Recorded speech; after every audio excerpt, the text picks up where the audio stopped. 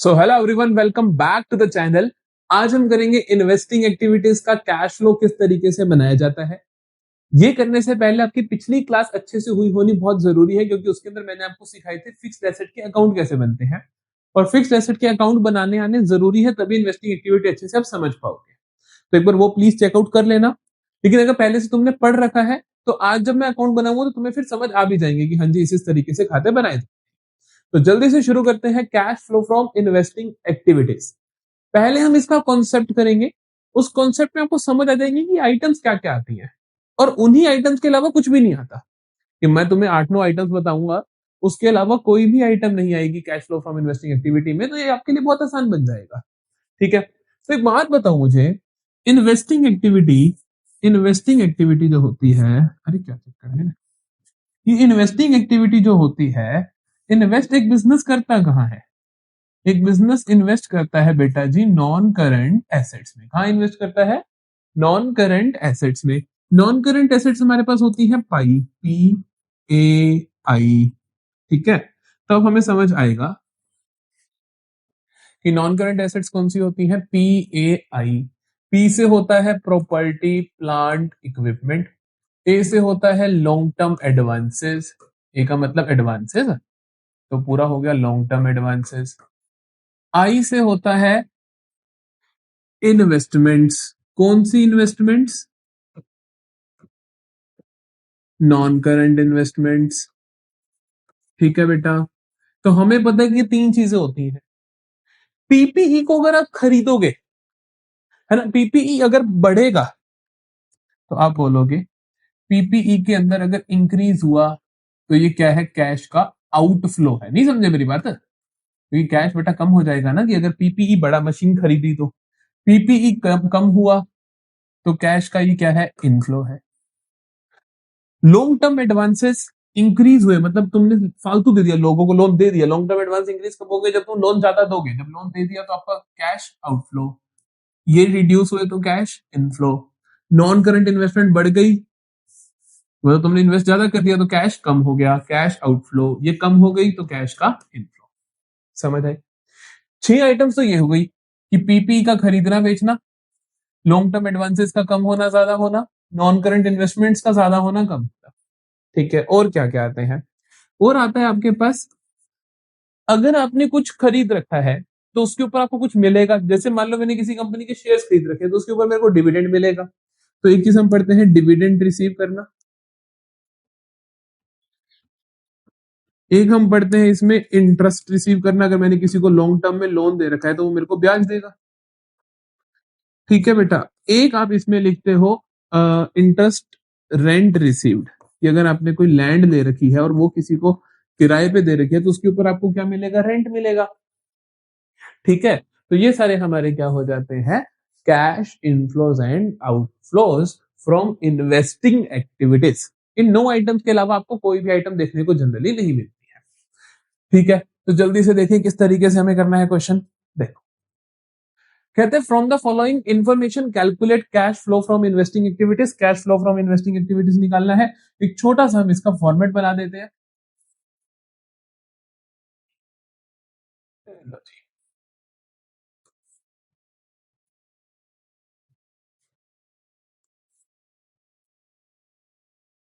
ये हुआ मेरे पास cash flow from investing activities. ये हुआ मेरा पर्टिकुलर्स। ठीक है, ऐसे आपको एक छोटा सा फॉर्मेट तैयार करना है। अब हम आइटम्स देखते हैं जल्दी से, आइटम्स मेरे पास क्या क्या है। तो machinery at cost, accumulated depreciation. इतना देखते ही आप समझ सकते हो कि इसके अंदर मशीनरी का अकाउंट अलग बनेगा, एक्यूमुलेटेड डेप्रिसिएशन का अकाउंट अलग बनेगा। ये वो वाला सिनेरियो है। और during the year machinery costing इतने वाली इतने में बेच दी, ये वाली कहानी भी दे। फिर आपको पेटेंट्स दे रखे और पेटेंट्स के बारे में भी दे रखा कि पेटेंट्स रिटर्न ऑफ इतना, कुछ पेटेंट आपने बेच दिए इतने के। तो बेसिकली इन दोनों के खाते बनेंगे। This question is more about accounts. Account बनाने हैं इसके अंदर ज्यादा हमें। अरे ये फॉर्मेट, एक काम करते हैं हम इसको अगले पेज पे, अगले पेज पे जाएगा।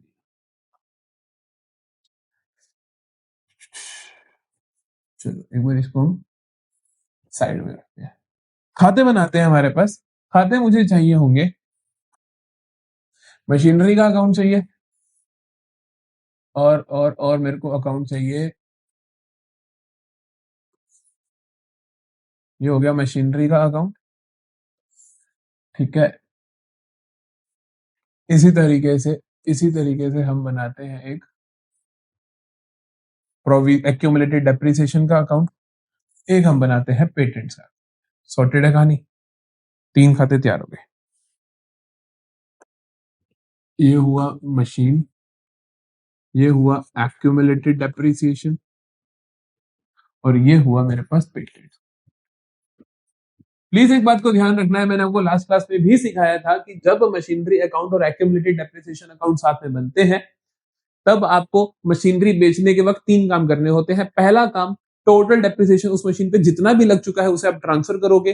दूसरा काम, जो मशीनरी बेची उसका सेल का अमाउंट लिखोगे। तीसरा काम, उस पर जो भी गेन हुआ या लॉस हुआ वो लिखोगे। ये बात हमें पता है, चलो जल्दी से करते हैं। पहले हम बैलेंसेस लिखे सभी खातों के। मशीनरी का ओपनिंग बैलेंस 4 लाख, क्लोजिंग 4,20,000। तो to balance BD opening 4 lakh और क्लोजिंग बाय बैलेंस सीडी 4,20,000। ठीक है। एक्यूमुलेटेड डेप्रिसिएशन का ओपनिंग बैलेंस 1 लाख, क्लोजिंग 1,10,000। इसका ओपनिंग क्रेडिट साइड होता है, बाय बैलेंस बीडी 1 लाख, और क्लोजिंग बैलेंस होता है टू बैलेंस कैरिड डाउन 1,10,000। ठीक है जी। अब इस तरीके से पेटेंट्स का भी दे रखा, ओपनिंग 280, क्लोजिंग 160।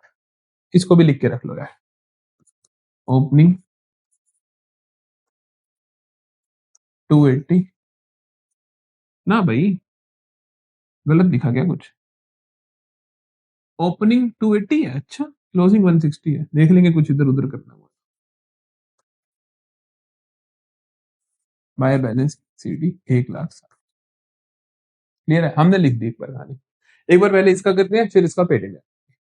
मशीनरी के बारे में इंफॉर्मेशन क्या दी है, कहता है कि machinery during the year a machine costing 40,000, जिसकी कॉस्ट थी 40,000, एक्यूमुलेटेड डेप्रिसिएशन ऑफ 24,000 वो सोल्ड फॉर 20,000। एक बात बताओ मुझे, टोटल डेप्रिसिएशन कितना है जो आपको ट्रांसफर करना होता है, दैट इज जो मशीन बेची उसका टोटल एक्यूमुलेटेड, दैट इज 24,000। तीन चीजें चाहिए, टोटल डेप चाहिए, सेल का अमाउंट चाहिए, और क्या चीज जल्दी बताओ तीसरी चीज, गेन लॉस चाहिए। अरे अरे अरे हाँ, सर टोटल डेप कितना है, 24,000 है एक्यूमुलेटेड डेप्रिसिएशन। सेल का अमाउंट कितना है बेटा, बेची कितने की, 20,000 की बेची।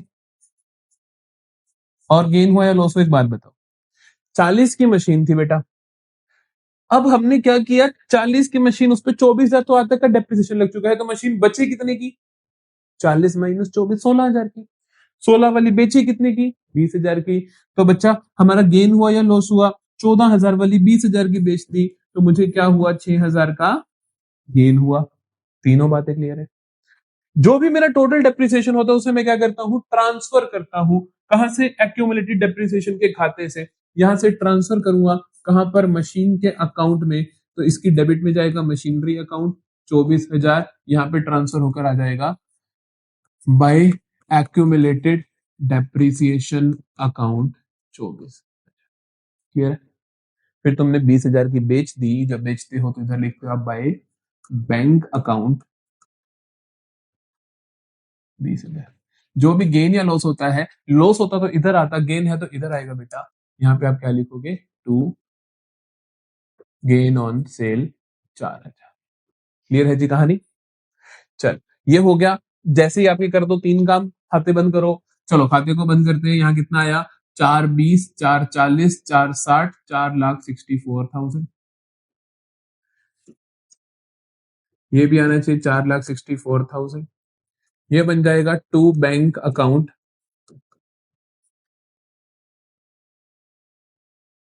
परचेज। 464 में से 4,000 गए तो कितना बचा, 4,60,000। 4,60,000 में से 4 लाख गए तो कितना बचा, 60,000। तो basically to bank account purchase कितनी करी तुमने, 60,000। इसको भी खत्म करें। इसका जो बैलेंसिंग फिगर होता है उसका नाम क्या होता है, जल्दी बताइए। डेप्रिसिएशन अकाउंट 1,10 और ये 1,34, 1,34 में से 1 लाख गया तो क्या आ जाएगा आपके पास by depreciation account 34,000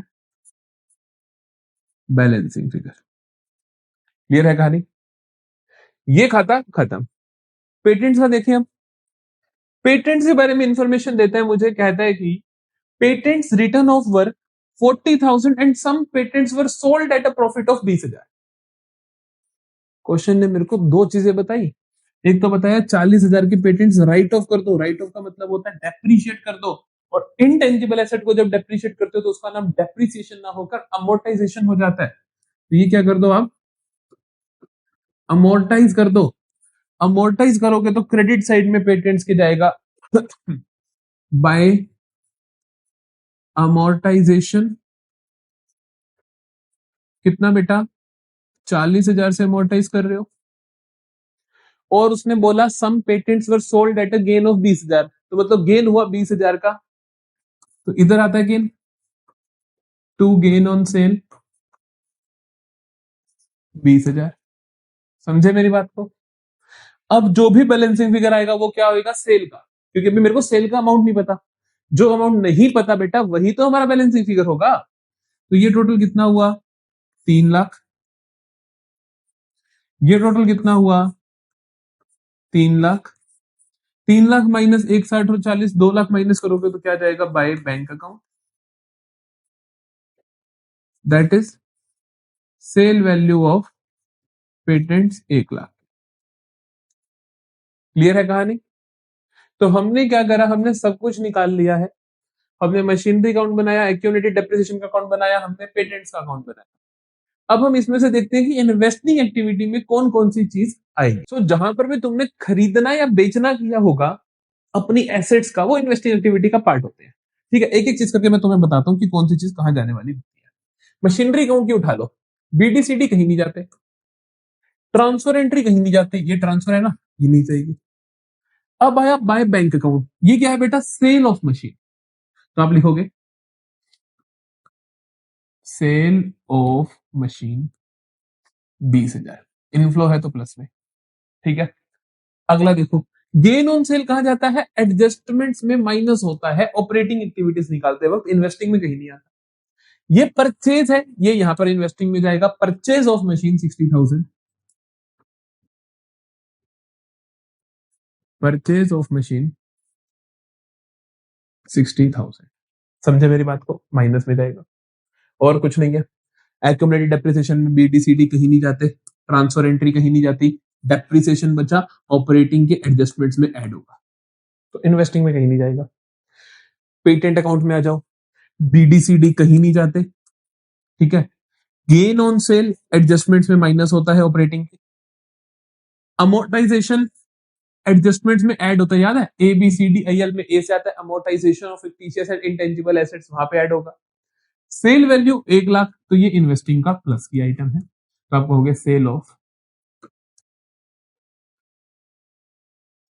patents 1 lakh, that's it.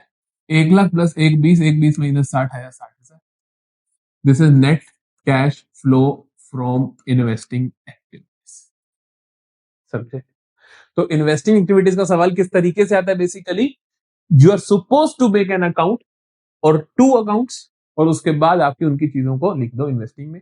इन्हीं की चीजों को आपको पता चले। अब देखो आपको एक चीज समझ आ गई, कोई भी खाता बनेगा बीडीसीडी के अलावा हर चीज कहीं ना कहीं जाएगी, इधर ऑपरेटिंग में और इन्वेस्टिंग में। एसेट का खरीदना बेचना इन्वेस्टिंग में, उसके ऊपर प्रॉफिट लॉस होना, ये डेप्रिसिएशन अमोर्टाइजेशन होना, वो जाता है आपका ऑपरेटिंग के adjustment for non cash and non operating items के कॉलम के अंदर। क्लियर है यहां तक कहानी? चलो एक और क्वेश्चन देखते हैं, फिर अच्छे से क्लियर होगा ये चैप्टर, ये investing activities. From the following information determine cash flow from investing activities of Jupiter limited. 10% investment साल की शुरुआत में थी 2,50,000 की, फिर हो गई 5 लाख की। फिक्स्ड एसेट साल की शुरुआत में थी इतने की, एंड में हो गई इतनी। डिटेलिंग में आपको कहता है कि half of the investments held at the beginning of the year were sold eight A 10% gain. आधी इन्वेस्टमेंट आपने बेच दी, हमने कहा ठीक है बेच दी, तो अगला कहते हैं depreciation on fixed assets was 1 lakh for the year. Fixed assets पे डेप्रिसिएशन भी दे रखी है। Interest received on the investment, investing activity का प्लस होता है ये। इंटरेस्ट रिसीव्ड आपको दे रखा है। एक चीज का खास ध्यान रखना बेटा आपने कि अगर ये इंटरेस्ट रिसीव ना दे रखा होता तो फिर आपको इस 10% से अंदाजा लगाना पड़ता। 10% ऑफ 2.5 लाख निकाल के आप बोलते कि इतना मेरे को इंटरेस्ट मिला होगा, लेकिन अब आपको नहीं करना ऐसा क्योंकि आपको गिवन है। डिविडेंड रिसीव्ड, ये भी इन्वेस्टिंग के प्लस में जाएगा। क्लियर है? वो दोनों की कहानी जो है इन्वेस्टमेंट्स की और फिक्स्ड एसेट्स की, उसके लिए हम थोड़ा ध्यान देते हैं। ठीक है, चलो इन्वेस्टमेंट्स और फिक्स्ड एसेट्स के खाते बनाएंगे।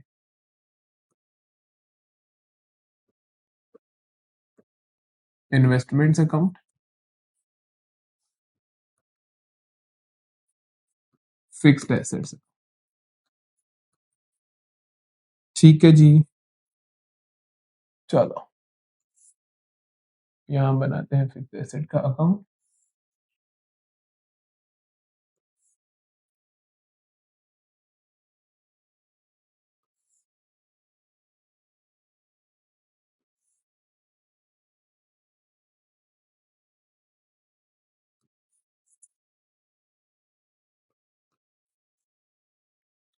और छोटा ये बना दिया अपन ने इन्वेस्टमेंट। ठीक है, चलो एक एक चीज को आराम से देखते हैं, समझते हैं। पहले इन्वेस्टमेंट के खाते को पूरा करते हैं। इन्वेस्टमेंट की ओपनिंग वैल्यू दे रखी है आपको 2.5 लाख और क्लोजिंग दे रखी है बेटा 5 लाख। तो इन्वेस्टमेंट्स की opening value to balance BD 2,50,000 और क्लोजिंग दे रखी है बाय बैलेंस सीडी 5 लाख। ठीक है, फिर आ जाओ आप फिक्स्ड एसेट्स की वैल्यू। फिक्स्ड एसेट्स की ओपनिंग वैल्यू आपको दे रखी है 8,75,000 और क्लोजिंग दे रखी है 11,90,000। तो to balance BD 8,75,000 by balance CD 11,90,000। ठीक है, दोनों का लिखा हमने। इन्वेस्टमेंट्स का देखते हैं, खरीदना बेचना क्या है। इन्वेस्टमेंट्स का बोला गया है कि half of the investments held at the beginning of the year were sold at a gain of 10%। Half of the investments held at the beginning of the year, साल की शुरुआत में कितनी है आपके पास 2,50,000, इनकी आधी 10% के गेन पे बेच दी। 2.5 लाख का आधा होता है बेटा 1,25,000। ये 10% के गेन पे बेची तो इसका 10% क्या होगा 12,500। सेल वैल्यू क्या होगी 1,25,000 प्लस 12,500 कितनी होगी 1,37,000। समझ आती है मेरी बात? कुल मिला के वो कहना चाहता है half of the investment were sold at a gain of 10%। तो हम जब बेचेंगे तो इधर से, क्योंकि एसेट बिकती यहाँ पे है, हम लिखेंगे बाय बैंक अकाउंट। डेप्रिसिएशन है नहीं इसके ऊपर, इन्वेस्टमेंट्स के ऊपर कोई डेप्रिसिएशन नहीं होती, तो हमने लिखा बाय बैंक अकाउंट। कितना आएगा 1,37,500, जिसमें से 12,500 क्या है गेन है, गेन इधर आता है टू गेन ऑन सेल 12,500। समझे मेरी बात को? अब क्या करेंगे, हम इसको टोटल करेंगे तो टोटल कितना आएगा 5 और 6 लाख 37,500। इधर भी टोटल आ जाएगा 6,37,500 और ये आ जाएगा आपके पास टू बैंक अकाउंट ब्रैकेट्स में परचेज। खरीदा कितने का 6,37,500 में से 12,500 गए तो कितना बचा 6,25,000। 6,25,000 में से 2,50,000 गए तो 6,25,000 में से 2,50,000 गए तो तो 3,75,000। तो ये आ जाएगा आपके पास 3,75,000 की इन्वेस्टमेंट्स आपने क्या करी है बेटा परचेज करी है। ठीक है, फिक्स्ड एसेट का बनाए। फिक्स्ड एसेट कोई भी खरीदी बेची नहीं है, सिर्फ इन पे डेप्रिसिएशन लगाना है। डेप्रिसिएशन कहां लगता है जल्दी बताइए? फिक्स्ड एसेट को रिड्यूस करता है, रिड्यूस करेगा क्रेडिट साइड में जाकर, हम यहां लिखेंगे बाय डेप्रिसिएशन अकाउंट 1 लाख। ये हो गया मेरे पास 12,90,000। ये हो गया 12,90,000।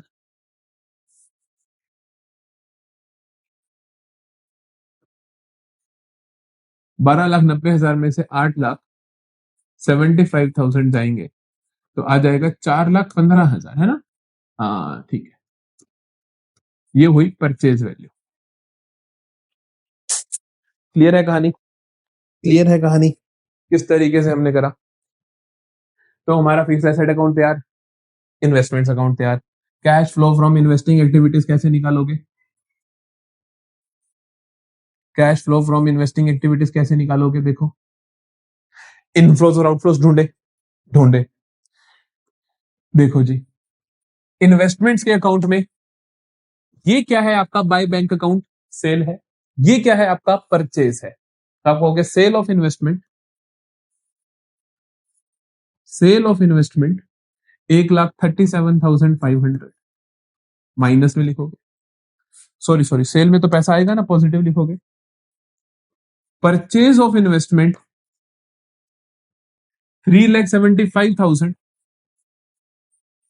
माइनस में लिखोगे। समझते हो? फिक्स्ड एसेट में आ जाओ, बेची आपने, खरीदी है, तो क्या होगा? परचेज ऑफ फिक्स्ड एसेट्स 4,15,000 जब खरीदी है तो कैश आउट होगा तो ब्रैकेट्स में चला जाएगा। ठीक है, और क्या क्या हो रहा है देखो। और कहता है आपको interest receive, dividend receive. Interest receive हुआ 35,000, डिविडेंड हुआ 25,000। तब लिखोगे interest receive 35,000, dividend received 25,000। Clear है कहानी? तो ये हमने लिख दिया सब कुछ, लिस्ट कर दिया सब कुछ। ये आया हमारा आंसर। यहां पर जो भी आएगा, माइनस का आए तो आप बोलोगे कैश यूज्ड इन, प्लस का आए तो आप बोलोगे कैश फ्लो फ्रॉम। ठीक है, माइनस का ही आएगा, दैट इज आप लास्ट में लिखोगे cash used in investing activities. और सही आंसर जो भी आए, सही आंसर जो भी आए प्लीज कमेंट सेक्शन में बताएं। ठीक है, सो इस तरीके से आपको सवाल करना है, हो जाएगा। चलो अगला क्वेश्चन देखते हैं। सो अच्छा, दूसरा ही था क्या? सॉरी, दो ही थे। हाँ अच्छा, दो ही थे ना, दोनों हो गए। तो ठीक है, आज के लिए इतना ही। इन्वेस्टिंग एक्टिविटीज आपकी यहाँ पर खत्म होती हैं और कुछ भी खास नहीं होता है। ठीक है, इन्वेस्टिंग एक्टिविटीज में इसी तरीके से सवाल आते हैं। बाकी आप जैसे जैसे प्रैक्टिस करोगे, कुछ भी आपको हल्का फुल्का नया दिखता चला जाए तो आप उसको मार्क कर लेना, समझ आपको अपने आप आ जाएगा। फिर भी समझ ना आए तो टेलीग्राम ग्रुप हमारा है ही पड़ा, जाओ वहां पे डिस्कस करो, बाकी और बच्चे भी डिस्कस करते हैं, हम भी वहां पर एक्टिव रहते हैं, तो आप वहां पर हमसे पूछ भी सकते हैं। मिलेंगे नेक्स्ट क्लास में और फाइनेंसिंग एक्टिविटीज को बिल्कुल अच्छे से खत्म करेंगे। और फिर हम इसके मोस्ट इंपॉर्टेंट क्वेश्चन लेकर आएंगे, 2 लेक्चर्स कैश फ्लो स्टेटमेंट के, ताकि पूरा का पूरा चैप्टर अच्छे से डन हो जाए।